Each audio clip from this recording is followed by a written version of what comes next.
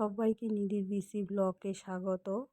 তোমরা সবাই কেমন আছো? আমি তো বেশ ভালোই আছি। তো আমার এটা প্রয়াগরাজ ভিডিও ইংরেজি মাসের 31-এ অনেক লেটে আপডেট দিচ্ছি, কারণ জানুয়ারি শরীরটা ভালো ছিল না, ভয়েসটা ঠিক ছিল না, তার জন্য আপডেট দিতে পারিনি আমি। তো লেটে দিচ্ছি, কিন্তু দিচ্ছি। তো তোমরা দেখো এখানে আমি কিভাবে আমরা কেকে গেছি, কিভাবে এনজয় করছি সেটা দেখো।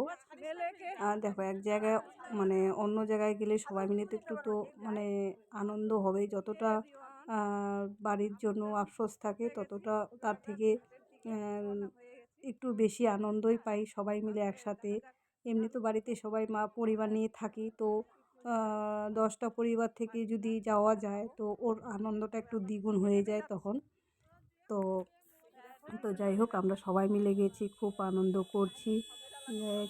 কাশী বিশ্বনাথ ধাম আর হচ্ছে বেনারস, এগুলো ঘোরা হয়ে গেছে। ওই আপডেটটা আমি আগেই দিয়ে দিয়েছিলাম, তো তোমরা দেখছো কি না জানি না।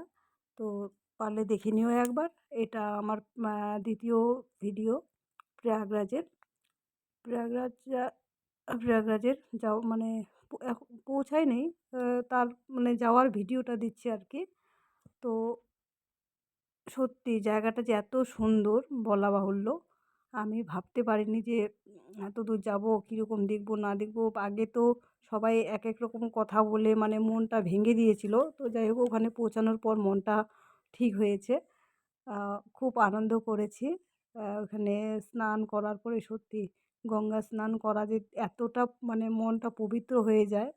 তো স্নান না করলে আমি বুঝতে পারতাম না। ভাবছিলাম যে এত রাত্রে স্নান করব, খুব ঠান্ডা লেগে যাবে, হেন তেন মানে এই চিন্তা ভাবনা করছিলাম। যখন মানে গঙ্গা স্নান করলাম সত্যি মানে ঠান্ডা অতটা অনুভব হয়নি। তো যাই হোক, অনেক আনন্দ হয়েছে। এই যে দেখো চারিদিকটা কি সুন্দর না? একদম ফাঁকা মাঠ পুরোটাই, কি কতটা এলাকা নিয়ে মেলাটা মানে বলা যায় না। আমরা তো যদিও ঘুরতে পারিনি, যতটুকু ঘুরেছি আর কি ওই জায়গার মধ্যেই। তো বেশ ভালোই লেগেছে। স্নান করলাম, পুজো দিলাম, পুজো দেওয়ার পরে এই যে সবাই গঙ্গা পবিত্র জল নিয়ে আসছে, তো আমিও নিয়ে আসছি। তো তোমরা যদি চ্যানেলটার নতুন হয়ে থাকো আর কি, তো প্লিজ তোমরা চ্যানেলটাকে একটু সাবস্ক্রাইব করে দিও। আর আমরা যদিও প্রয়াগরাজে বেশিক্ষণ থাকিনি, মানে গেছি, যাওয়ার যতটুকু হাঁটার সময় লেগেছে, হেঁটে হেঁটে গেছি তো পায়ে হেঁটে। তো ওই হাঁটার আর আসার সময়টা এতটুকুই সময় লেগেছে, ওখানে বেশি মানে লেট করিনি। স্নান করে তারা যে যার মতো মানে প্রসাদ নিয়েছে, তো আমিও নিয়ে আসছিলাম ওখান থেকে তো কিছু প্রসাদ, এইটুকুই খালি। আর দোকানপাট সেরকম তখন খুলেনি, মানে ফাঁকা ফাঁকাই ছিল। রাত্রি তো বুঝতে পারছো, তো তখন তো অনেকে ঘুমোয়। তো আমরা তাড়াতাড়ি করে চলে আসছি। আবার ওখান থেকে এসে আমরা অযোধ্যায় ঢুকেছিলাম। তো অযোধ্যার ভিডিও কিছু কিছু শর্ট আছে এখানে, দেখো। সত্যি অযোধ্যা আগে তো মানে এই কিছুদিন আগেই মানে 1 বছর আগেই মন্দিরটা উদ্বোধন হয়েছিল। তো তো তারই ভিডিও, মানে তার ভিডিও তো না, তারপরে আমরা যে 1 বছর পরে যে আমরা জায়গাটাতে পৌঁছতে পারবো, সত্যি আমি কোনো দিন ভাবতে পারিনি যে অযোধ্যায় আমি যাব। তো যেখানে রামের জন্মভূমি। তো গিয়ে আমার সত্যি এত ভালো লেগেছে। বিশেষ করে মনে হয় বলে না যে ভগবান সত্যি আছে। তো অযোধ্যা না গেলে আমি বুঝতে পারতাম না, মানে স্বয়ং শ্রীরাম বসে আছে এরকম মনে হচ্ছে আমার। মানে আমার মনে না, যে যে গেছে সবাই বলছে সত্যি যে ভগবানের জায়গা, যে বাসস্থান, না আসলে বুঝতেই পারতাম না।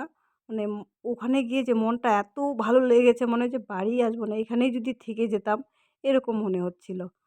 তো কিন্তু বাড়িতেও আসতেই হবে, কতদিন আর থাকবো বলো, পরিবার তো সবারই আছে, যার জন্য আবার ফিরে আসা। তো এখানে কিছু কিছু জায়গা আছে দেখার মতো জায়গা। তো আমরা রাত্রের দিকে গেছিলাম মন্দির দর্শন করার জন্য, পরে আবার সকালে গেছি। আশেপাশের জায়গা কী কী, গণেশকুণ্ড, সীতাকুণ্ড কী কী আছে, তো যাই হোক সেই জায়গাগুলো দর্শন করেছি।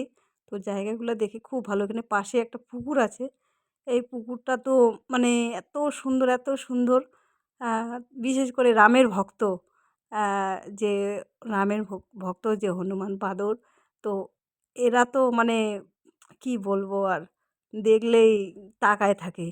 আর বিশেষ করে মোবাইলের দিকে, মোবাইলে এত মানে ফটো যে তুলবো, ফটোশ্যুট করবো বা সেলফি নিব, মানে রাইখে কোথাও যে করব সেরকম আর উপায় নেই। তো যাই হোক, বিশেষ ভিডিওটা আর বাড়ালাম না, এখান থেকে শেষ।